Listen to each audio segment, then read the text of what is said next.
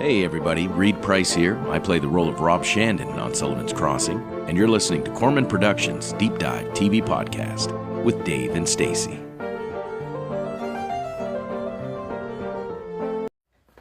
Welcome back, everyone. This is Dave from the Corman Productions Deep Dive TV Podcast with my co-host Stacie here to talk about Sullivan's Crossing, Season 3, Episode 7, titled Twist and Turns. The episode's description reads as follows. The community unites to search for Lola and Jacob after discovering they didn't return from the woods. The episode was written by Priscilla M. White and Mark Bakke. This is their first assignment on this series. And the episode was directed by April Mullen. This is her third stint in the series, with the fourth being the next episode. Before we go any further, I'll tell you a couple things. One, this is not a sport for you podcast, so if you haven't watched the episode, I highly recommend go and check it out, and then come back and give us a listen. Secondly, if you're listening on the platforms that this podcast is now available on, please follow, and feel free to check out our YouTube channel, Corman Productions, where additional content can be discovered. If you're already on our YouTube channel, please like, share, and comment, and subscribe to the channel. All right, your thoughts on this week's episode? So you very much called it. Yes, this is very much so. Our half episode of the season. I think it might actually be the worst example.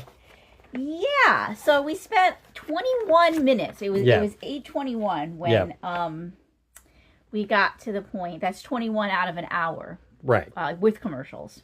That we got to the point where Lola and Jacob are rescued. And I went, okay, yep, now what's the rest of the episode going to be about? And then for half a second they teased that, oh no, we're still going to be doing a rescue. There's still an issue here. Right, I thought... And then we come back from commercial and it's like, oh, never mind. That's not an issue. That was such a weird coming back from a commercial, because I was expecting to come back and see Cal still in jeopardy. Yeah. And nope, he's perfectly fine. He's just got a bruise. Right, And we're moving on. little mild cut. And now we're going to go play poker. Right. I mean, all right, fine. I'd like to play some poker too, but yeah, I mean... I think last season did the half episode thing a little bit better, because it at least continued on with the same themes and things that they were talking about prior to the episode switching gears. This doesn't even do that. It's just an entirely different episode. It's really, really bizarre. Yeah. But yeah. So, I mean... We don't have flow, that's right. for sure. Yeah, it's a very disjointed episode, for sure. And they definitely could have taken more time dealing with the situation at hand. Right. All of the previews and all of the press materials and the photos and everything is about this rescue, and it's almost like, never mind, that's not what this is about. Right. Yeah.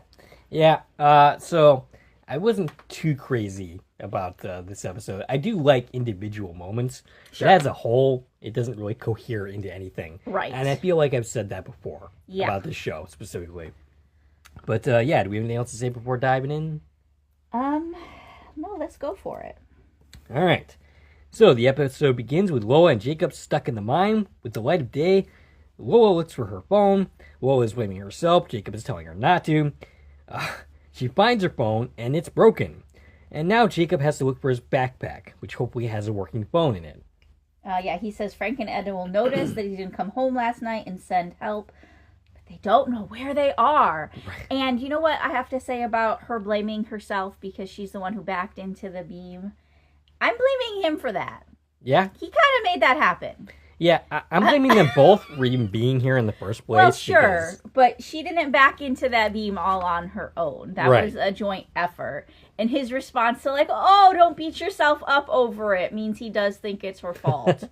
Right. So Cal gets a phone call from Rafe. And Cal tells Maggie that they got the blood results back for Mark, and they didn't find anything, so they're going to keep him in the hospital longer. Maggie's going to go back to Sully's to grab a change of clothes and break the news that they're going to move in together. Cal says, "Are you sure you want to do this? Are you sure you're not just doing it for me?" Wow, I'm just surprised. Actually, I'm not surprised, but gee, Cal, you're showing some concern about whether she actually wants to do this now after the fact that she's made this decision, but not really showing that much concern beforehand, like in the last episode. Yeah, where he was kind of like, the world's gonna end if you don't move in with me. And credits. So, Sully's looking through the newspaper and discovers an ad to the luxury resorts, and then a pamphlet for ballroom dancing, which he wants to save because he wants to do that with Helen. I've got some nuance to bring up here. Okay. First of all, the back of the newspaper, there is a big section that reads Fall program. Okay. And again, everyone's in long sleeves and coats this episode. Right. So this is going to suggest, we're going to contradict our timeline again, this suggests it is just a couple weeks after season 2. We're still in that fall. Okay. After the original summer, if it's the fall program. Right. Which would mean Maggie and Cal, Sydney and Rafe, their relationships are all still brand new. Yeah. It would also mean Rob and Jane didn't spend 9 months not talking to each other. Right. And it would make all of those storylines flow a lot better. Mm-hmm. But 100% contradicts the idea that Finn is at summer camp. Right. And Lola saying Jacob is just here for the summer. Yeah, is Finn at summer camp, or maybe he's at fall camp? Fall camp? Yes. I know that's not actually a thing, but maybe in this universe it is. Well, but what about Jacob's only here for the summer and calling him a summer fling? Yeah, that I can't do anything about, but yeah. But everything very much seems fall. Right. Including the back of this newspaper. And I guess Rob is not in a different timeline because Jacob is, has been with Rob in these scenes. So this is not happening at a different time frame. Stop trying to make it a sci-fi show. Next, he picks up the pamphlet. Yep. Before that, he picks up an ad, like he's going through the mail, and the ad says summer sale. Okay, so the timelines are all over the place in this one newspaper. Is it the same fall where Finn just started school and was collecting pennies? Right. Or is it the whole next summer? Right. And I know I've been stuck on this point all season, but I can't get past it of how inconsistent we're being with this timeline, and I do not understand when we exist. Yeah, it'd be nice if they could clarify this issue for us, but I don't think they're going to. Also, one other thing is that Seaside Splendor ad. Yeah. It's making it sound. It specifically says luxury homes. Okay. On this ad, not luxury resort, which is what the original sign said, and even the text in the article is talking about residences. Gotcha. Which I feel like that's more of a prop mistake. Yeah, probably. Than an actual plot point, because I don't think Sully has any reason to be pissed off at it. If they were houses going up for sale, that definitely would not be competition for the campground. Right. As opposed to a resort, which is vacation rentals. Right. Very different things. Yeah, Sully has no reason to be pissed off at a luxury homes an ad in the newspaper, right, for sure. But he definitely has reason to be pissed at the luxury resorts. Which the billboard we first saw said Seaside Splendor Luxury Resort. Right. But this ad says Seaside Splendor Luxury Homes. And then it's talking about taking up residence in Nova Scotia. Right. So that's wrong. Yeah, so Maggie joins Sully and breaks the news about her moving in with Cal, and he's extremely happy. And she basically calls back his words of, hey, it's time to live your own life. And she didn't hear that as harshly as you did when you heard those words originally. She took it to heart and is actually now going through with it. Maggie says he must really like... Oh, yeah. First of all, she discovers Helen the brochure. Pamphlet, right? Because he circled the ballroom dancing. And it's funny because he plays it off. He doesn't admit to her, yeah, I've always wanted to try ballroom dancing. Right. Remember, this is his idea. Yes. He's like, yeah, I thought I'd take Helen. Like, she really wanted to go. And he's just agreeing to go with her. Right. And, Maggie's like, oh, you must really like her. And so he's like, she's okay. And then he admits that he does, in fact, really like her. And so they have both reasons to be happy for the other. So that's pretty cool. Cal is helping Rob at the site of his new diner. The plumbing didn't cost as much as they thought it was gonna. Cal reveals the good news about him and Maggie, and Sydney and Rob are both excited about this news. And it's kind of funny to me that Sydney is learning this information from Cal and not from Maggie herself. But well, remember, this is early the next morning. Right. She hasn't had a chance to talk to Maggie yet. And after the first 3 episodes of basically Rob just interacting with Sydney and Sydney alone and not having any his breakfast cereal. Right. And not having any interaction with Cal whatsoever. I do want to point out that we do get a lot of Cal and Rob interaction in the last couple of episodes. So yeah. And again, a whole lot of both Rob and Sydney in this episode. Right, yep. So Sydney ribs Rob about Jane, saying, well, now it's up to you guys to do what exactly? Like, like, I'm going to, first, they have to go on a date, and then having a sustained relationship that lasts longer than a couple of weeks and doesn't involve, like, Rob ghosting her for 9 months. Or not. Maybe it's only been, like, a week, and, like, he was already worried about her moving on. But, yeah, I mean, like, they have to have, like, a continuous relationship in order for them to go anywhere. She's basically suggesting, why don't you just move in with Jane right now? Like, yeah, right.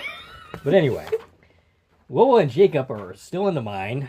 Lola notices his hand shaking, which indicates low blood sugar. He says he really needs to find his backpack, because otherwise he might be in some trouble. Yeah, he has a blood sugar kit in his bag, but they don't know where it is. Right. Sully visits Helen with the ballroom dancing brochure. She gives him a kiss, but she says she has to wait here to get a call from her agent, which she eventually does so. Yeah, she gets the call. So here's my question.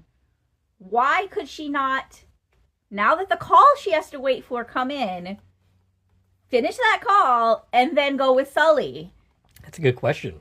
She's like, I can't go register for classes with you because I have to sit here and wait for this call from my agent. Right. And then the call comes. Yes. You're done waiting now. Right. So, there's no reason why she couldn't finish that call and go with Sully. You're right. Unless she just straight up doesn't want to. I mean, we don't know what's going on with her. Right. But something. Right. But I don't think it was going on until after this call. So. Right. I don't know what that's about. I also want to point out her agent's name is Liza when she takes this phone call. And I'm just going to go ahead and take that as being a younger crossover. And she's actually talking to Liza Miller at Empirical. Okay, sounds good. So, Rafe is at the fire station collecting signatures for a card for Mark, as well as some donations for a gift. Cooper puts himself down for $50, and he also, Rafe at this point, thanks him for showing up for Rob, and Cooper points out that, the community needs to know that we care about them. Rafe tries to get info out of Cooper as to what brings him to the posting. He's specifically trying to find out whether the rumor about Cooper punching someone is actually true or not, but Cooper won't give him any information. Yeah, he just says, I was looking for a fresh start, which, I mean, that's not a wrong answer. No, that is a correct answer. It's just a little bit vague and not necessarily filling in all the details. When we do learn what happened, I can't say I blame him for not sharing this piece of information. Right, and it's not like they're friends. Right, yeah. This is your boss you're talking to, who Right. you have not gotten along with at all Right. up until now. Right. So no, of course he's not going to just start, spilling personal information to you. But at the question, so why are you here? Right. Right. So Lola and Jacob continue to look for his backpack. He's starting to get sick. He ends up sitting down for a little bit. Lola keeps looking for it while Jacob sits. She does eventually spot it, but she can't reach it. And Jacob is now passed out, and Lola starts to panic. At the outpost, Edna is happy for Maggie. Frank gets a call from Lola's boss. She didn't make it into work that day.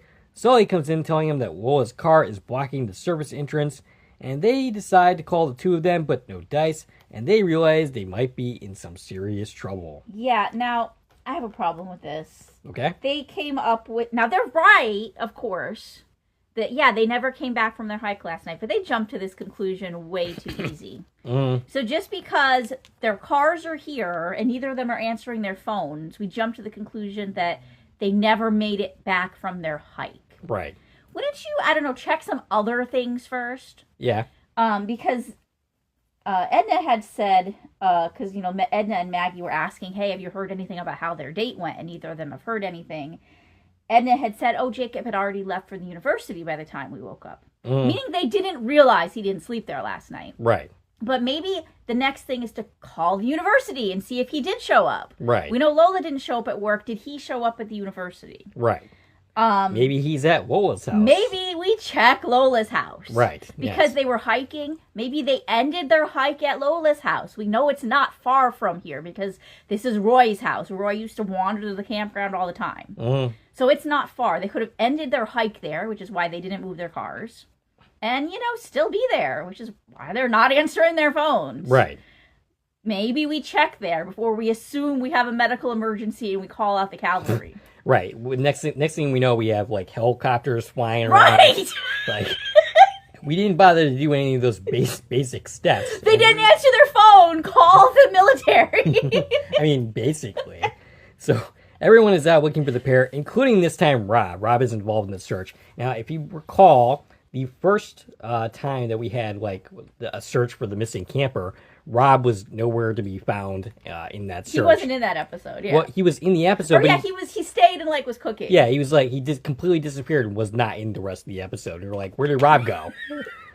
But anyway, at the other lodge that doesn't exist anymore. Right. So Lola continues to struggle to get Jacob's backpack, but can't quite get there. Maggie, paired with Cal, notices a footprint. Lola hears Maggie and Cal, and they manage to find them in the mine as they are calling for them. And again, that was too easy. Right. They can't quite get to them as there's some blockage. Maggie manages to grab Jacob's bag and get it to Lola. Cal calls in their location, and Sully tells Edna and Frank that he knows right where that is. Maggie talks Lola through finding the medication he needs and how to prepare it. She gets nervous when it comes time to actually inject it, but Maggie says she can do this. Yeah, I'm pretty sure. So Maggie gives these directions on how to give this injection, and I'm really sure she skipped the very important part of tapping out any air bubbles before giving an injection. Whoops! She accidentally killed Jacob. Yeah, she's like, oh, do this step, do this step, do this step. The tapping the air bubbles is a very important step before giving an injection. Yes. And we didn't mention that at all. If you do that wrong, you can give somebody basically a heart attack, right? Yeah, I mean, it's fatal. Yeah. So she sticks the needle in, and after a few seconds, Jacob regains consciousness and does not have a fatal heart attack, so there is that. Everyone arrives at the location, which includes Sydney and Rob. Maggie has Jacob asked... As Lola asks him a question, Jacob replies that he's in the mine with the most beautiful woman he's ever seen. Aww. And meanwhile, everybody else can't get to the mine. The search and rescue team is preventing them from getting any closer. Right. So we've got like everybody just standing around. looking nervous. Looking nervous. And this is like almost all of our press photos is from this moment of them just standing in the woods, not able to do anything. Right. And the person who tells them this is credited as search and rescue member number 1, played by Kathleen Dorian. She was in Taylor Olson's movie Look at Me. Okay. As well as the art director on that film. Cool. And she was in one episode of Chapel Wait. And she's the only search and rescue member that is credited, by the way, even though I'm very positive we hear like 5 or 6 other search and rescue people's voices during all this. Gotcha. Okay.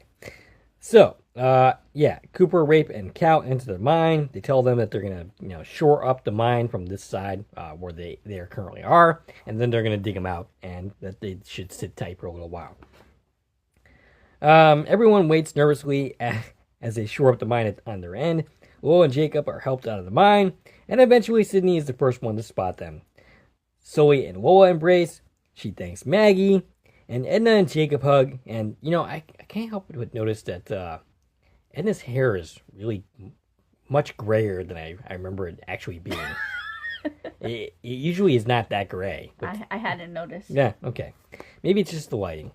Cooper thanks Maggie and apologizes for the first time they met. So this brings up, the same point that you basically made last week, in that he subtly kind of apologized for that moment, kind of acknowledged her as being a doctor, helpful. Here he just straight up out and says it. Yeah, so this episode is when we're trying to make Cooper likable. Yes. Does the episode succeed? I don't know. I mean, I've never really hated the guy.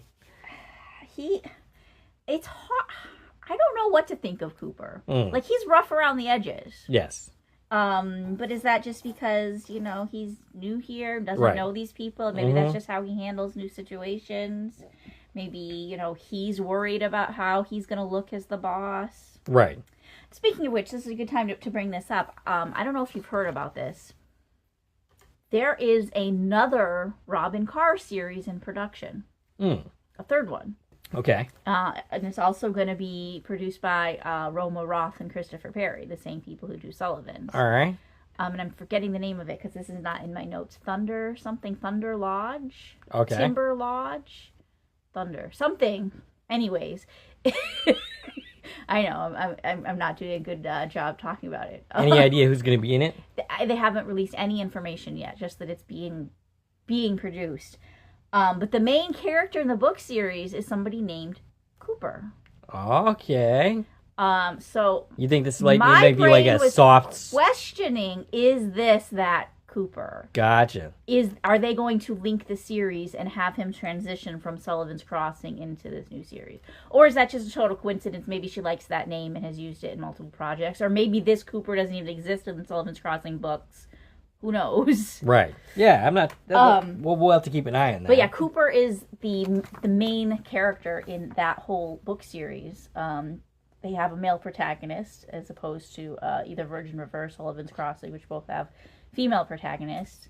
And it's about him going to the funeral of an old friend and learning he inherited his beach house. Okay. And there's some big controversy about that in this town that he moves to. Gotcha. Well, it sounds interesting. I was hoping it wasn't going to be entirely about, being at that funeral, but... That's the information I got based on the article I read about how this third book series is coming to series. Well, we'll have to keep an eye on it. But the name Cooper made me go, oh, I wonder if this character is somehow related to that project. So they could be, making a spin-off. Right. Yeah, with this Cooper character. I don't know that I like this character enough to watch him be the star of another series. Right. But maybe that's what they're trying to do here is to change our opinion of him and make him a rounder character and give us a reason to want to follow him. Okay, maybe. Or it's totally unrelated. Who knows? All right. So Cal and Rafe are in the mine. They talk. And then there's another collapse, which completely misses Rafe, but it seems to hit Cal, and he's looking on in horror. And it looks like he's about to be trapped. Right. And this is where I went, oh, maybe we are going to spend a whole episode with... I had the same thought. I thought, okay, maybe this story is not done, and now we're going to deal with Cal being trapped. Right. Or seriously injured, or something along those lines. But nope, we come back from our credits. And from our break. From our break. And Maggie's just putting a Band-Aid on his forehead. And, in his cabin. Right. They're home. Yeah. And she's like, oh, you got a heck of a bruise. Right. And she basically declares that no more search and rescue till he's mended up. Okay. Doctor's orders. Yes. Jacob says he's sorry to Lola that she had to go through the whole mine episode. And Lola has the same exact question, like, what do you mean you're sorry I had to go through it? You were there too. And he points out that basically he was unconscious for most of it. He feels bad that he was basically useless because... Yeah, he feels like he should have been taking care of her. Right. And instead she had to take care of him. Right. And, his masculinity is showing here. Yes.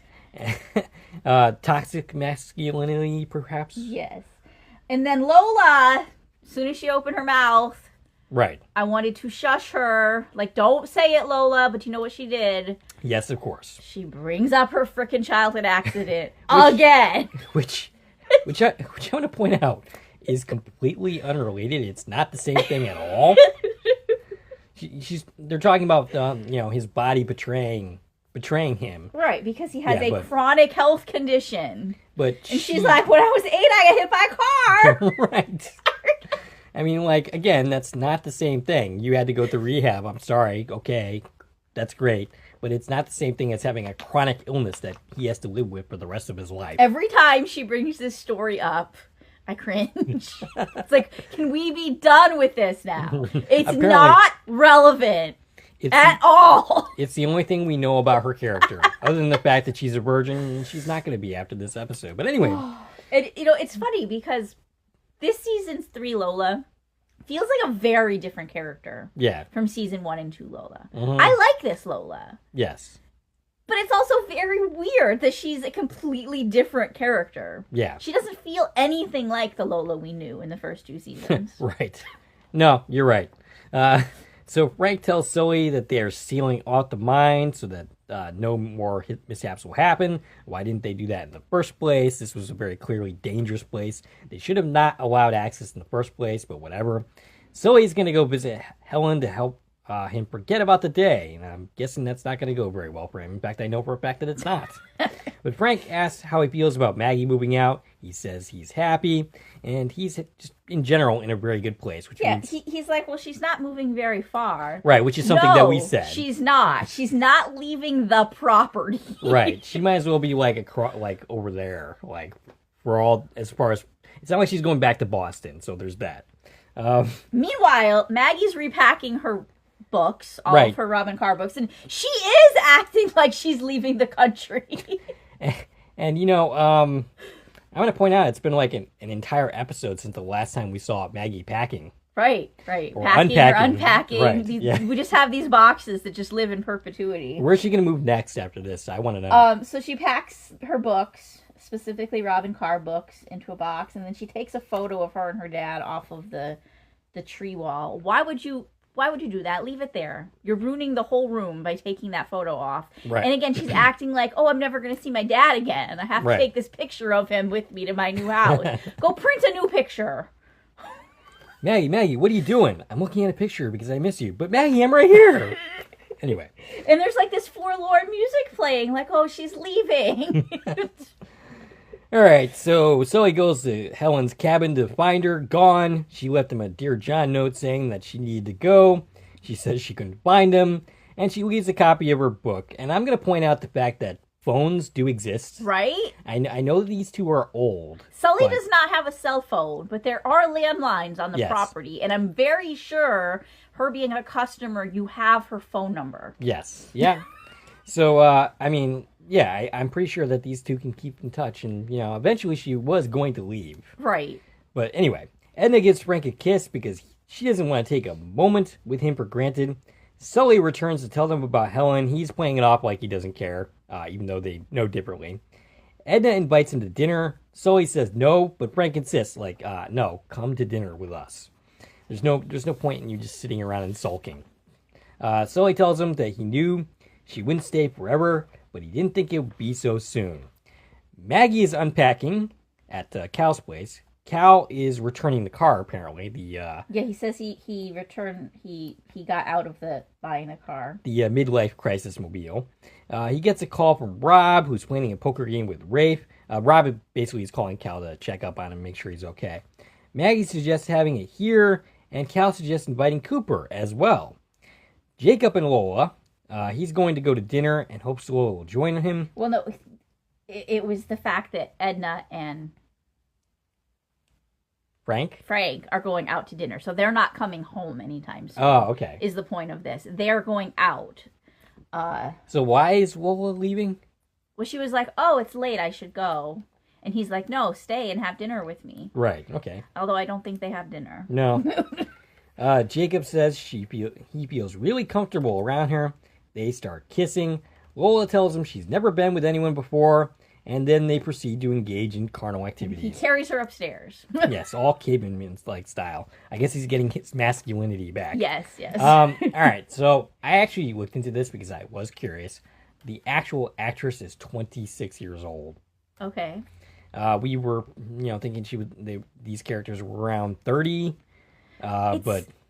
it's just like the timeline. We right. can't follow the ages of these characters. Right. Because Lola, who got hit by the car the same day that Maggie was taken away with her mother, look to be about the same age. Yes. They do not look like they're 6 years apart in age. Right. And now it kind of, this season they kind of like de-aged They're Lola. acting like Lola is a age-appropriate college student. Right. Which she is not. She's a returning ed student. Right, yeah.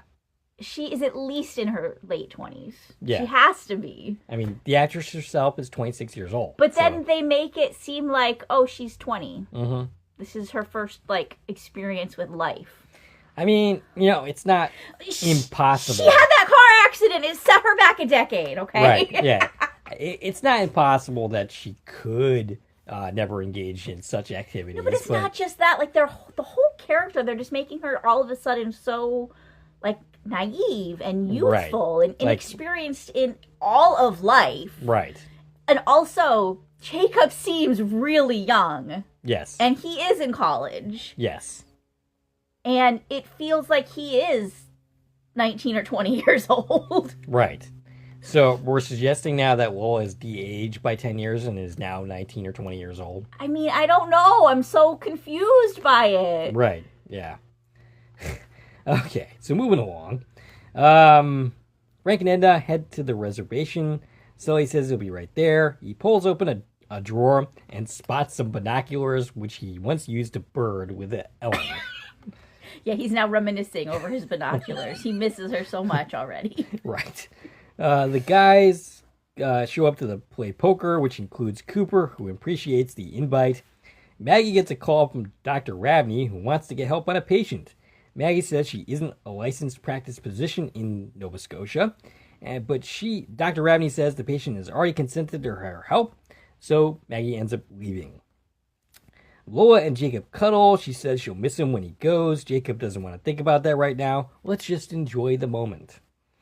The poker game continues. Rafe raised a question that he raised back at the firehouse, and basically just comes right out and says it. Hey, there's a rumor going around that you punched somebody. Right, now that we're not at work, let me just, Right. ask you directly what I actually want to know. And, yeah, I mean, basically, Cooper says, well, no, it's not really true. It didn't happen at work. It happened at home, which, raises the question why he was, like, in any kind of trouble. His employee, though. I mean, I guess. He was the fire chief, and Right. this is one of his employees who he had a situation with. So he punched... So, yeah. I don't think it's that he is on probation so much as, they just wanted to remove him from this location and these people and transfer him. Okay. So, but yeah, basically he punched somebody at his home, and he had a very good reason for it. Basically, he was sleeping with his wife. So, yeah, that's a pretty understandable reason to punch your coworker in the face. But he says he's not entirely sure that he blames his wife, because the fireman's life is, basically it's, he's, when he gets home, he's really moody because of work. He's always tired, which kind of is, I guess, what they were going for this season with Rafe's attitude for most of the season. And we can see a look on Rafe's Right. face that makes you think, he's thinking about his relationship with Sydney. Right. While Cooper's telling this story. And I sure hope that means he's realizing how crappy he has been this season. Yes. And not, like, going the other direction and being like, oh, maybe she's cheating on me. Right. He's waiting to punch somebody in the face at their apartment. But anyway. But yeah, he says, I think in the end my wife just wasn't happy being married to a firefighter. Yeah, this other dude's also a firefighter. Let me point that out. Right. Yeah, and Cal is part of search and rescue, and he also has a look on his face like, uh-oh, maybe I'm in trouble too. Right. And then Rob and Cal both are like, if it's any help, Cooper, it gets easier. Your spouse dying is not the same thing as infidelity. That's the kind of thing about the past couple episodes I've noticed, that the customers keep raising these weird comparisons that are not the same thing at all. You said the customers. That's not what I meant. That the characters keep raising these comparisons that are not the same at all. Right. They're not equivalent. Not at all. I mean, if we framed it around, like, moving on by yourself, sure. Right. But it was really like, hey, we're talking about, I'm in the middle of a divorce. Right. And they're like, it gets easier. You've never been through that. I mean, your spouse died, both of you. I mean, maybe they have been, and, we just haven't been told about that. I mean, there's definitely some parallels here, but just the way the conversation is framed doesn't make any sense. No. All right. So Maggie arrives at the hospital, and the patient turns out to be Glenn Perry. She's about to walk out, but he begs her to stay because he needs her help. All right, so this is potentially interesting, and depending on what we do with this. Right. The idea of having to take care of somebody that's like the enemy of your father is a potentially interesting idea. I'm not totally confident they're going to do anything interesting with it, but yeah, I'm sure potentially that's where this is going. Right. Yeah. Yeah. because Dr. Rabney thinks it's a neurological condition, and that's why she called Maggie in, because she couldn't get a hold of any neurologist. Hint, hint, we could really use your help at Timberlake Hospital. Right. And we've been saying this for 2.5 seasons. Why is Maggie not working in Timberlake as a doctor? Maybe by the end of the season, I sure hope that's where this is going. Right. Because, come on, we've been teasing this forever. All right, so the guys finish up their weekly poker game. They all had fun. They should do this as a weekly thing. I hope we don't have to watch it every week. Yeah, Rob suggests they have a weekly game at the lodge once it's up and running. Mm-hmm. Cooper asked the guys to keep the story of what happened to him to themselves. I'm going to point out the last time they played poker, it didn't go so well. Right. That was because of Andrew. I mean, that's the night that Andrew... Did Andrew punch or get punched? There was punching involved. I believe Andrew was the aggressor, and then I think Cal got involved in that situation. Actually, no. Cal was the one who got punched, I'm pretty sure. I don't remember. I just remember there was a fight. Yes. Physical fight. Well, Andrew's not here to be an asshole anymore, Sure. so... And we haven't seen him all season. I'm kind of curious if we're gonna, by the I don't think we are. No? I think we're done with him. I've been done with him for a while. But we haven't even seen Phoebe, so that's kind of weird. That is weird. Like, Andrew not being in the picture, that makes sense. But Phoebe? Yeah, how come we haven't even had a phone call with Phoebe all season? We've seen, Walter more than we've seen Phoebe this season. Then again, we haven't even seen Finn. That's true. He was in an episode, but we didn't get it here in the States. No, his scene. No. I mean, it's quite possible that it's one of those deleted scenes that Phoebe was, but she's not even credited anywhere. Not anywhere season. we've seen. No. So I don't know. All right. So Cal, after everybody leaves, Cal knocks over a book, a box of Maggie's books, right, and finds an old letter to a boyfriend, which I'm kind of curious if this was supposed to be to the boyfriend. Why does Maggie have it? Well, she said in the letter, I don't know where you are, so I can't actually send this to you, but I'm writing it anyways. Gotcha. Looking for closure. So she's writing a letter to him, but without the expectation of it ever being sent to him. Gotcha. It was more like she's journaling. Gotcha. It to him. But this is a letter to Liam, and we heard about Liam before, and we didn't bring it up because it didn't seem important. But this is when Maggie and Lola were cleaning a cabin. Oh, okay. Yeah. And they were talking about Jacob being a summer fling, and Maggie told her story about a summer fling she once had. Right. This is that character, Liam. Gotcha. So Maggie had previously told this story about, I had a summer fling once, and it was great, and then he left, and it ended, and I don't regret it, basically. So that's not some random story that was brought up. It's actually something that they are intending to deal with. It came back. This is a letter to Liam. Basically, the letter says, I don't know where you are, and I've never felt like this about anyone. But even though I love you, I know it never would have worked out because first and foremost, I am a doctor, and that'll always be my main priority. Right, and Cal seems very disturbed by this. I'm not sure what about this exactly is disturbing him. I feel like the best case scenario is this is leading to him convincing Maggie to stay a doctor. Okay. Right? Yeah.